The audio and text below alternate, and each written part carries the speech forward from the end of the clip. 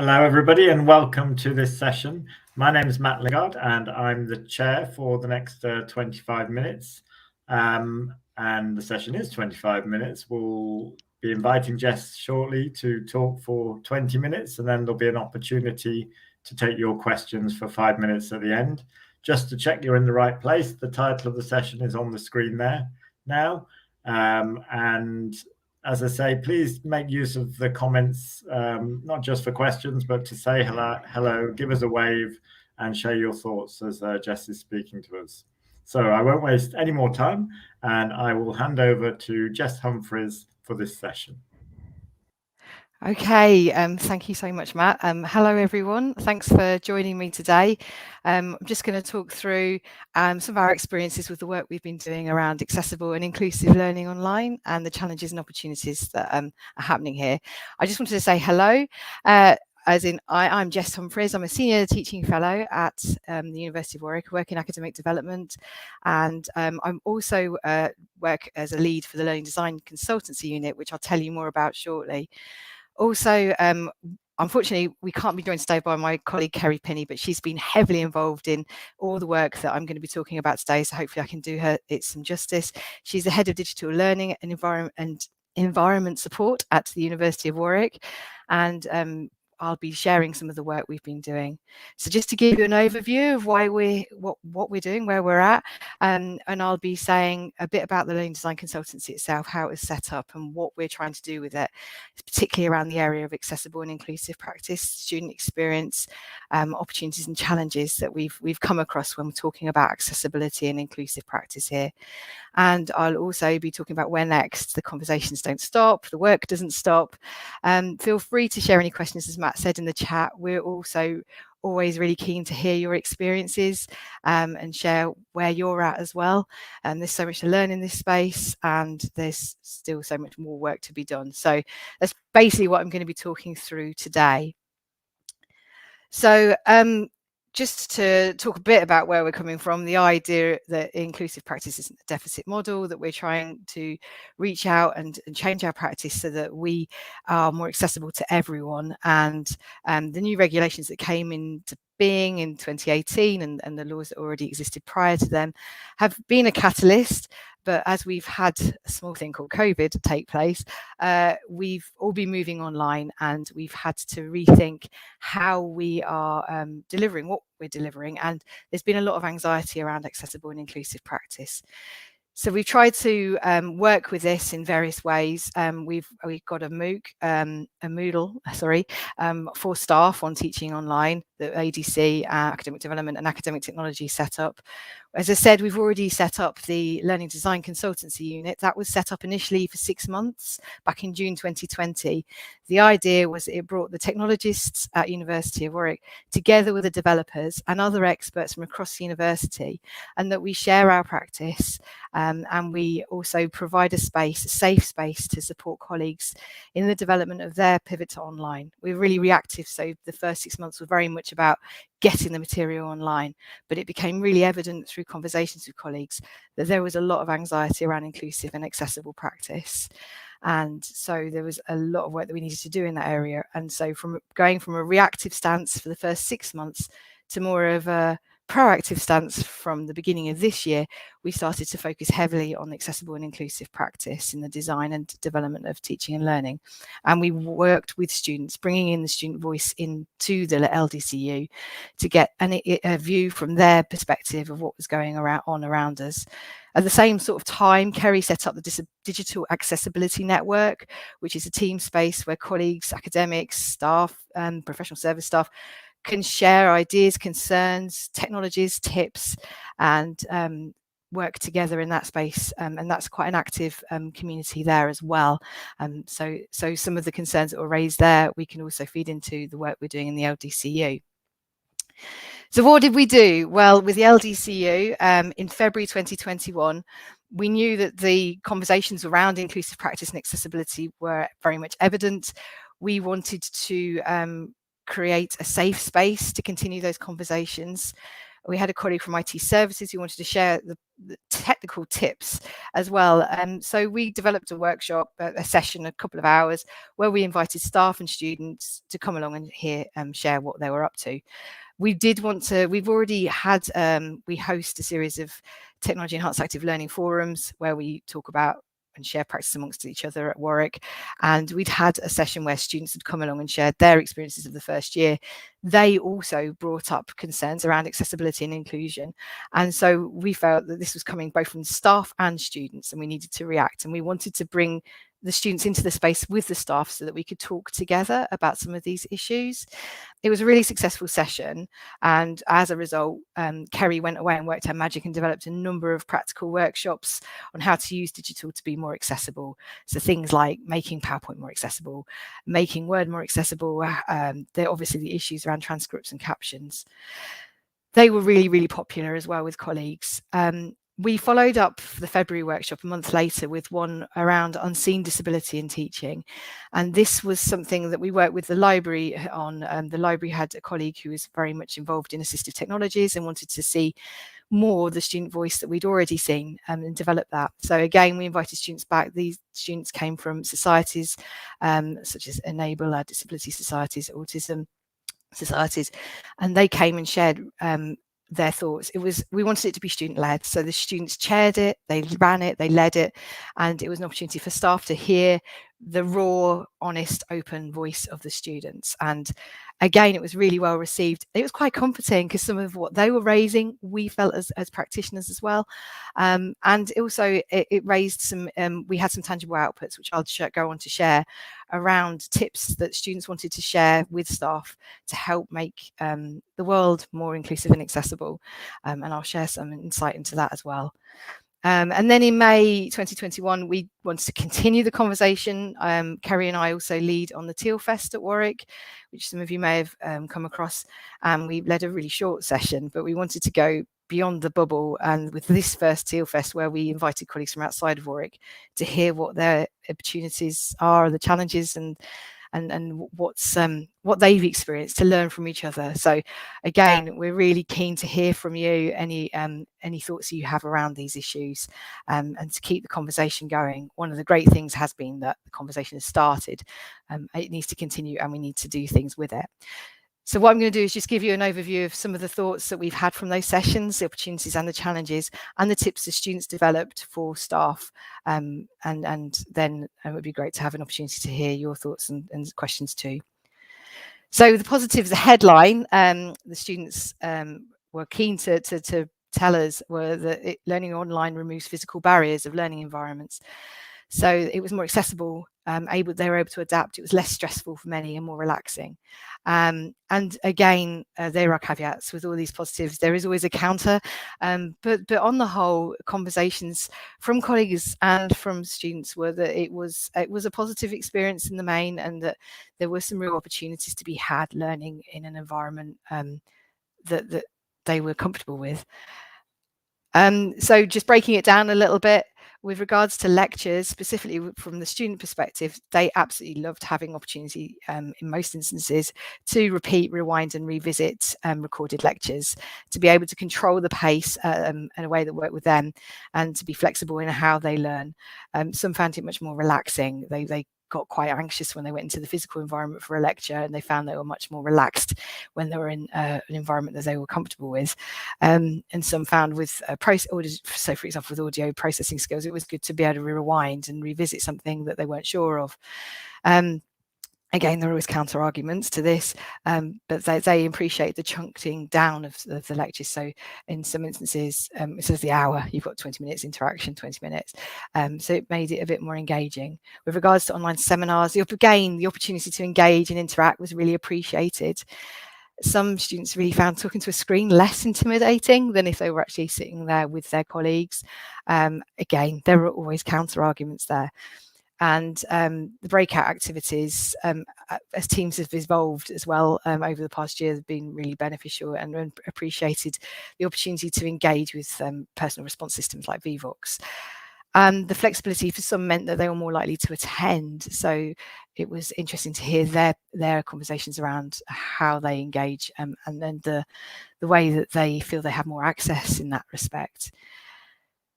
Continuing on the positives, with regards to teaching materials, the online resources are more likely to be compatible with assistive technologies.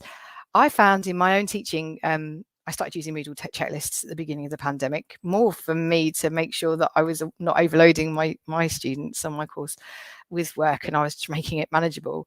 But it was well received, and what has come across by students and staff is how beneficial Moodle, something so simple as Moodle checklists, have been to help manage and structure learning.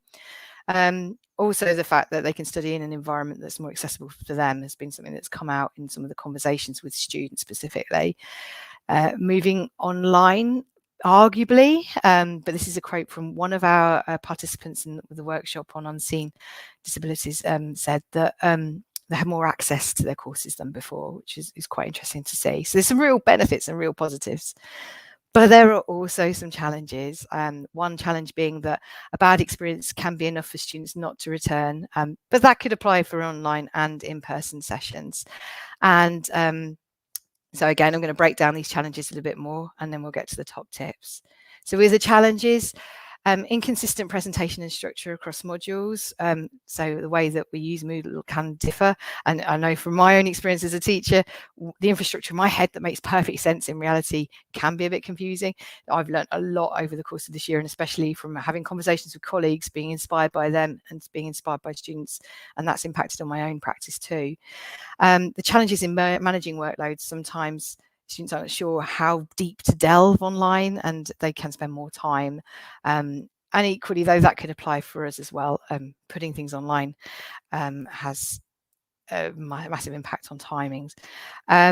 It's sometimes unclear where they should be going, whether they should be in Moodle, whether they should be in Teams. So again, a lot of this is around, we need to address this in around communication and setting expectation. There's been lots of debates out and the wider world, but also in these sessions that we've run around cameras. They can be a positive. They really help with lip reading, for example, but it can be really anxiety inducing as well. And so there's been some it is still split, quite black and white debates about that. Environments aren't always perfect. We said in the positives that you can be relaxed. It's an environment that you're used to, but not everyone has the ideal environment for study, and that's been acknowledged. And also quality of audio recordings, linking to how they've been recorded, but also a lot of the conversation around bandwidth and accessing the technology that is needed to ensure that they can download some of these or watch some of these resources. Further challenges, the joys of transcripts and captions has been a big challenge for everyone, for staff and students. I have sometimes a tendency to mumble. Some of my transcripts and captions can be a bit random, and so it does take time to go through that, and that can be frustrating for staff and for students. Materials not being consistently compatible with assistive technologies, despite the saying that they are.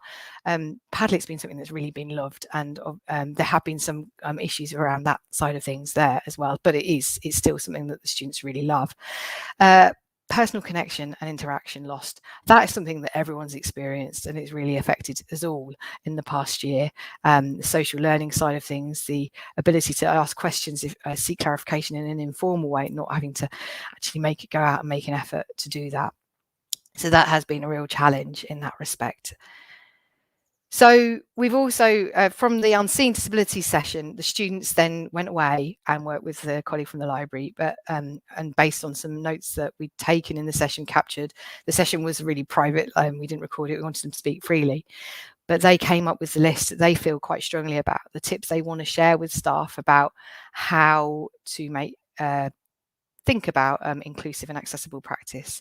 And just one student was saying that, emphasising the point that we made earlier with the quote from Hawkins, but just because you don't know that you've got a disabled student doesn't mean that you haven't got one. And so we need to make it accessible for all. And as we already know, by making it accessible, it benefits everyone. So The tips that they provided are again broken down into seminars, lectures, and just general tips.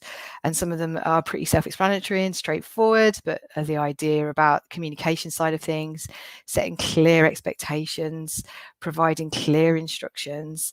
The idea as well about, there was some debate around not picking students to answer questions, and some appreciated that, some were really anti that. And again, they're age-old debates. They don't just apply to the online world. They do feel that there are some real benefits of cameras being online, but recognise the tension with this for some college students, and so they would like us to encourage it more, and having shorter breakout sessions where we meet up and clarify, again being really clear around instructions. They also really appreciated the use of interactive tools. That's come across through all the conversations in the other sessions as well, but Padlet and Vvox went down really, really well. It gives them a voice if they don't necessarily want to be known. The anonymous participation has been really appreciated. With regards to lectures, they're allowing not everyone has lectures recorded. It's an opt-in at Warwick. Those students that haven't had it before really valued it. The idea that it helps them, as I've said already, to repeat and review in their own time. I'm not going to go over some of these points we've already mentioned, but interactive tools have been really beneficial, and they want that to continue. And for the lecturer, they really appreciate it when they can see someone on the screen and they can lip read. Yeah, I need to stop mumbling in when I do my talks, speaking clearly for the captions, because yeah, as I've mentioned already, that can be interesting. With regards to the VLE itself, this idea of consistent formats and templates is an interesting one. And where we have students working across disciplines, it can be confusing. So that they've raised that quite clearly. The checklist is a quick fix that they really appreciate for those that have had them. And again, it goes back to communications as well, making sure that links are working, making sure content's up to date, telling students when a new resource is added or changed, and using reminders for tasks and deadlines. Also being clear about how long we expect students to spend on things. You can get carried away, go off on a tangent. So being clear, they appreciate that side of the communication as well. And they provided some feedback on the walls of text, and they've really valued the effort that's gone into breaking information down, not just from the text, but also from lectures as well. Having chunk sizes has been really beneficial to everyone. So these are tips that are from students to staff. But they also provided some interesting supportive tips overall as well. So around disability being an individual experience, so asking students what they need. They really are keen to keep these conversations going. I've mentioned already about expectations and communication, but the idea as well about nothing about us without us was a quote from one student. They want to be involved in these conversations, and I think with the LDCU we really are keen to involve them further in co-design and in how we support going forward. There was a lot of conversations around as I've mentioned previously, around not being there in person can be problematic. So trying to be more available for students, being able to reach out and support students in that space, and providing opportunities to seek clarification as well is something that they want more of. So they were all really sensible tips that they provided. But what is really clear from all of this is we need to continue conversations. So I know we haven't got much time left, and I really am interested in what your top tips are, or what your experiences are. So I'll be really interested to hear that. We've got a short Padlet if you want to add any thoughts or comments in that Padlet. Really value that and appreciate that. But I'm just going to move on really quickly before I need to wrap up. For next steps, we're going to continue, as I've mentioned, alluded to, conversations with staff and students. The power that has been really beneficial. But we need to do more. It's not just going to stop here. Developing resources to support colleagues. We need to, I'm running a series of ABC mini sprints, but we're embedding UDL in that process so that it's there from the outset. Also having opportunities to share examples of practice. And I'm really keen to learn from outside of Warwick too, what's going on elsewhere. I know that the Digital Insights Survey this year is touching on a lot of these topics, and I'm going to go away after yesterday's presentation and look at that in more detail too. Okay, I think I'm at time. So any questions, obviously put them in chat. If you want to contact us informally at any other time, then there's just our emails just in case. And yeah, so that's that really. Thank you, Jess. It's great to see your overall approach, and lots of positive comments in the chat. And I think people really welcome the practical tips that you've got from the students that you can now share with us, and we can take away. I've had a couple of questions, which I'm just going to take in the order they came in. So one from Jim Turner, first of all. I won't read it out just to avoid cognitive overload for you. Yeah, I was really conscious of that. I didn't, but we have already got relationships with our student societies, and they're really proactive. So we just put a call out. Also, because they're students, we did offer some vouchers for their time as well. But they were more than willing to be involved. The chair of the Enable Society at Warwick was really proactive and really keen to have these conversations, because they saw the benefit for our future students as well. So it was, in a way, in the end, we had too many, in a way, wanting to share their thoughts. So we limited it to a certain number just because of timings, but they were really keen, and we're just lucky to have that engagement with the societies there. Thanks, Jess. And the next question is rather a big one, a big ask rather, from Pete. So perhaps if you give it a start.